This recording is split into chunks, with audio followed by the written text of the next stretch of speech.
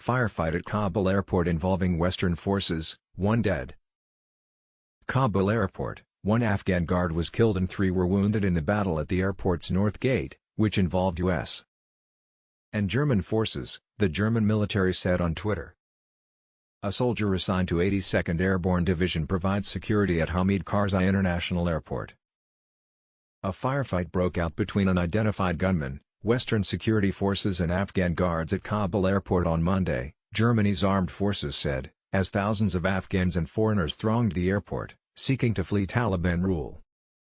1 Afghan guard was killed and 3 were wounded in the battle at the airport's north gate, which involved U.S. and German forces, the German military said on Twitter. While the Taliban have deployed their terrorists outside the airport, where they have tried to help enforce some kind of order, there are Afghan guards helping U.S. forces inside the airport. CNN reported that a sniper outside the airport had fired at Afghan guards inside the facility and they had returned fire, but U.S. forces had fired back at the Afghan guards. 2 NATO officials at the airport said the situation was under control and all airport gates had been closed. The airport has been in chaos since the Taliban seized the capital on August 15 as U.S. and international forces try to evacuate citizens and vulnerable Afghans.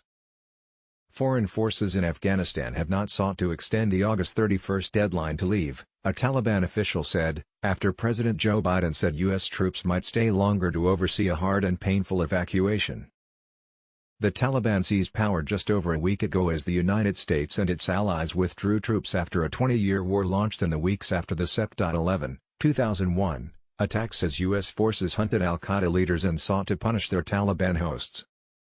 The administration of Biden's predecessor, Donald Trump, struck a deal with the Taliban last year allowing the United States to withdraw its forces in exchange for Taliban security guarantees.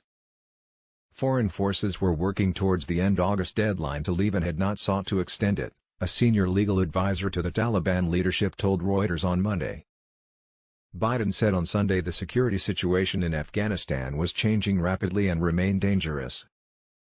"Let me be clear, the evacuation of thousands from Kabul is going to be hard and painful and would have been. Let me be clear, the evacuation of thousands from Kabul is going to be hard and painful," Biden said in a briefing at the White House.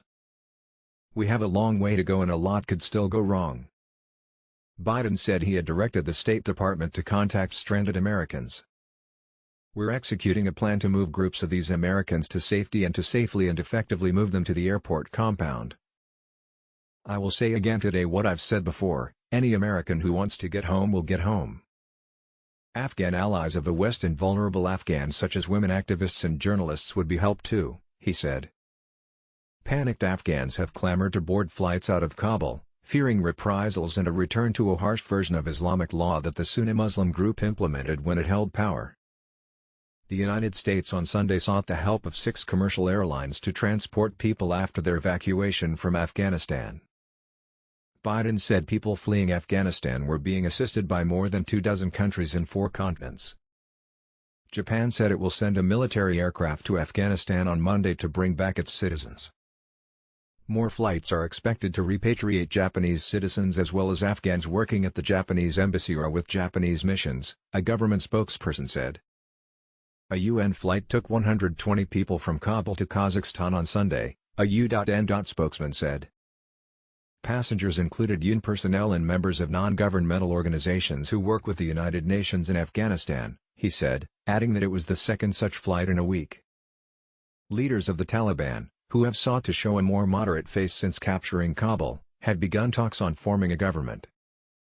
They face opposition from forces in northern Afghanistan, which said this weekend they had taken 3 districts close to the Panjshir Valley, an old stronghold of Taliban opponents.